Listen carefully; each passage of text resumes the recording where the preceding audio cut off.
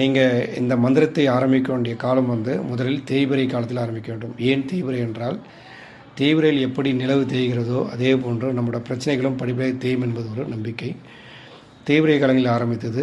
குறிப்பாக செவ்வாய்க்கிழமைகளில் கடனை திருப்பி கொடுக்கலாம். கடன் வாங்கக்கூடாது, கடனை திருப்பி கொடுக்கலாம். அந்த காலங்களில் செவ்வாய்க்கிழமை காலங்களில் பார்த்து அந்த கடனை திருப்பி கொஞ்சம் கொஞ்சமாக கொடுக்க வேண்டும்.